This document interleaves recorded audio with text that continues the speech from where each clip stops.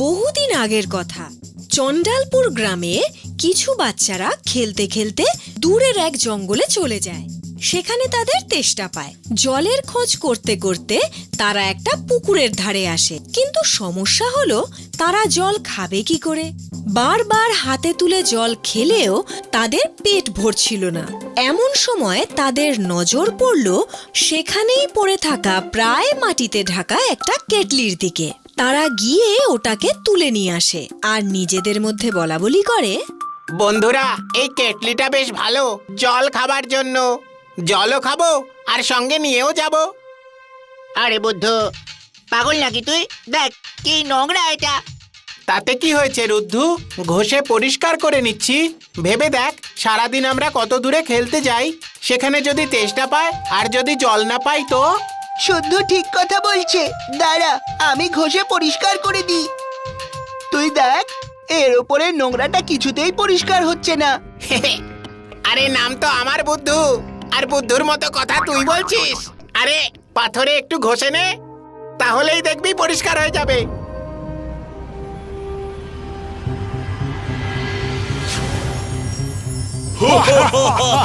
আরে আরে বাবা, এ আবার কে? তোর নাম যেমন তুই সেরকমই বোকা। আরে এটুকু বুঝতে পারছিস না? এর ভেতর থেকেই বেরিয়েছে। এটা আলাদিনের আশ্চর্য প্রদীপ থেকে বেরোনো জিনের মতো। যা চাস চেয়ে নে, আমাদের ইচ্ছা পূরণ করবে।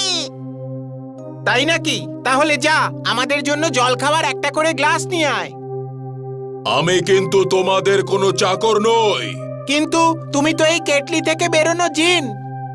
আমি এই কেটলির জিন নই, আমি শয়তান। শয়তান! আমি এই পৃথিবীর সমস্ত জিনেদের প্রায় শেষ করেই দিয়েছিলাম। তখন একটা জিন আমাকে তার জাদু শক্তি দিয়ে ওই জাদু কেটলিতে বন্দি করে দিল। এখন তুমি আমাকে এই কেটলি থেকে বের করে খুব ভালো কাজ করেছো। এবার দেখবে এই পৃথিবীর সমস্ত মানুষকে আমি কি করে ওই কেটলিতে বন্দি করি।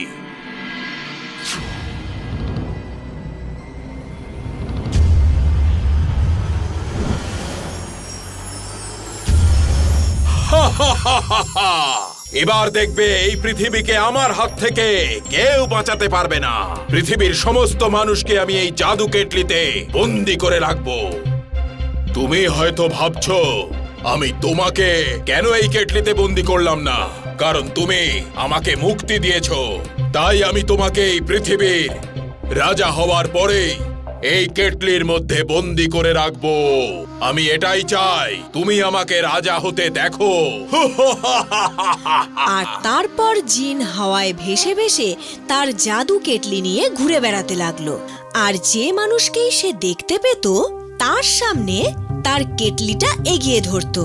আর দেখতে দেখতেই সেই মানুষ রাবারের মতো হয়ে কেটলির মধ্যে ঢুকে পড়তো। ধীরে ধীরে গ্রামের প্রায় সবাইকেই সে কেটলির মধ্যে বন্দি করে ফেলেছিল। পরিস্থিতি এমন হলো, যেই ওই জিনকে হাওয়ায় ভেসে তার দিকে আসতে দেখতো সেই বাঁচার জন্য সেখান থেকে পালাতো। কিন্তু সেই জিন নিজের হাত লম্বা করে সেই কেটলি তাদের দিকে এগিয়ে ধরতো, আর তারা রাবারের মতো হয়ে গিয়ে ওই কেটলির মধ্যে ঢুকে পড়তো। এদিকে গুড্ডু মন মরা হয়ে বসে আছে, কারণ অনেক দিন হয়ে গেল তার বন্ধুদের সাথে তার দেখা হয়নি। নিজের কাজের জন্য তার অনুতাপ হচ্ছে। কতদিন হয়ে গেল আমার বন্ধুদের সাথে দেখা হচ্ছে না, আর ওদের সাথে খেলাও হচ্ছে না। আমি ওই জিনিসটা পরিষ্কার কেন করতে গেলাম? যদি না ওটা পরিষ্কার করতাম তাহলে শয়তান আসতো না। না, এত সব লোকেরা ওর জাদু কেতলির মধ্যে ঢুকে গিয়ে ওর চাকর হয়ে থাকতো। কি করি কি করি? এবার তোর পালা এই কেটলির ভিতরে ঢোকার। আমার মাথায় দেখ, দেখেছিস এটা কি? মুকুট, রাজ মুকুট। আমি এই পৃথিবীর সমস্ত মানুষকে এই জাদু কেটলিতে বন্দি করেছি। আমি এই পৃথিবীর রাজা হয়ে গেছি। রাজা! আমি বলেছিলাম না তুই আমাকে মুক্তি দিয়েছিলি, সেই জন্যেই তুই আমাকে রাজা হতে দেখবি। দেখ, আর কেটলির ভিতরে যাবার জন্য এবার প্রস্তুত হ। এই, তুই হাসছিস কেন? তুমি এসব বলছোটা কি?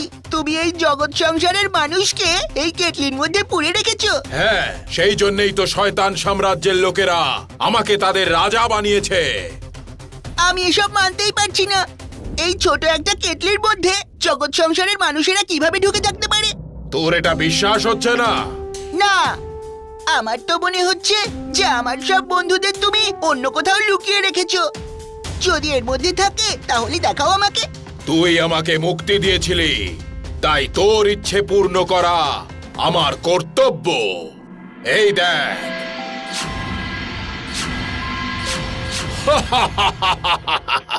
এবার বিশ্বাস হলো? এখনো আমার বিশ্বাস হচ্ছে না। আমার বন্ধুরা তো ছোট, কিন্তু আপনি এত বড়। আপনি এর মধ্যে কিভাবে ঢুকেছিলেন? নিশ্চয়ই আপনি অন্য কোথাও থেকে আমাদের সামনে উপস্থিত হয়েছেন। আজ আমি রাজা হয়েছি, খুব খুশি আমি। তাই তোমার সব প্রশ্নের উত্তর দেব। আমার চেহারা বিশাল, তাতে কি হয়েছে? এই দেখো আমি কিভাবে এই কেটলিতে ঢুকে যাই। বের করো, বের করো আমাকে। খোলো, খোলো, বের করো আমাকে। এবার এটা কোনোদিনও খুলবে না, না আমার থেকে না অন্য কারুর থেকে। এই জগৎ সংসারে শুধু মানুষদেরই অধিকার ছিল আর মানুষদেরই অধিকার থাকবে। হ্যাঁ, একটা কথা মনে রেখো, কখনো তোমার জেতার খুশিতে এত আনন্দ করা উচিত নয় যে অন্য কেউ সেই খুশির সুযোগ নিতে পারে।